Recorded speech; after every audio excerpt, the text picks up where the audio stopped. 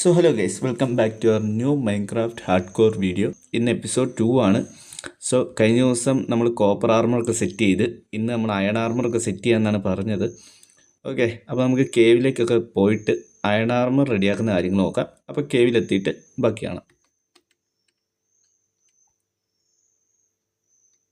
ഇപ്പോൾ ചത്തേനെ.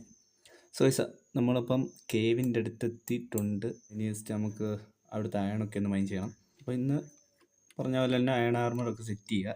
പിന്നെ നമുക്ക് കുറച്ചൊന്ന് ടെറാഫോം ഒക്കെ ചെയ്തിടുവാണെങ്കിൽ ഒരു വരുന്ന എപ്പിസോഡിൽ നമുക്ക് ഒരു ബേസൊക്കെ സെറ്റ് ചെയ്യാവുന്നുള്ളൂ. ജസ്റ്റ് മിസ്സായിരുന്നത്, ചത്തില്ല ഭാഗ്യം കൊണ്ട്.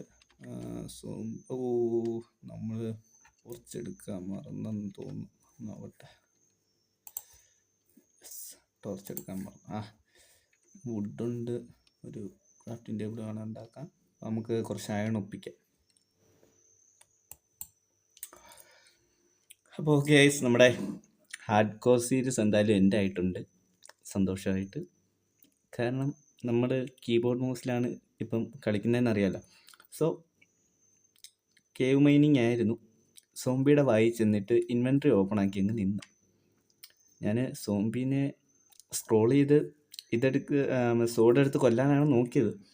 സ്ക്രോൾ ചെയ്ത് ആദ്യം ക്യൂ ഞെക്കി എൻ്റെ ആയിരുന്നു സോഡ് ഞാൻ കളഞ്ഞു.